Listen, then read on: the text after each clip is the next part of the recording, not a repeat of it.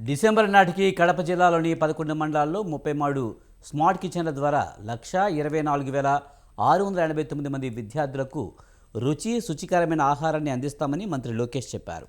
దేశంలోనే తొలిసారిగా కడప జిల్లా కమలాపురం నియోజకవర్గంలోని సీకే దిన్నె మండలం పరిషత్ ప్రాథమిక పాఠశాల ఆవరణలో పూర్తి సౌరశక్తితో పనిచేసే సెంట్రలైజ్డ్ అడ్వాన్స్డ్ స్మార్ట్ కిచెన్ను మంత్రి లాంఛనంగా ప్రారంభించారు.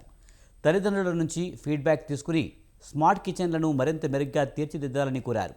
ఈ సందర్భంగా స్మార్ట్ కిచెన్ను సందర్శించిన మంత్రి లోకేష్ అక్కడ సరుకుల నాణ్యత, భోజనం తయారీ విధానాన్ని పరిశీలించారు.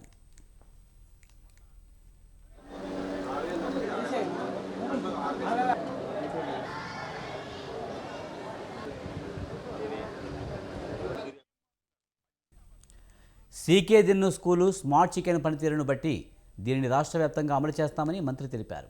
అనంతరం విద్యాశాఖ మంత్రి విద్యార్థులతో భేటీ అయ్యారు. విద్యార్థులను సమస్యలపై అడిగి తెలుసుకున్నారు. విద్యార్థుల యొక్క నోటు పుస్తకాలను పరిశీలించి చేతిరాత బాగున్న విద్యార్థులను మంత్రి లోకేష్ అభినందించారు.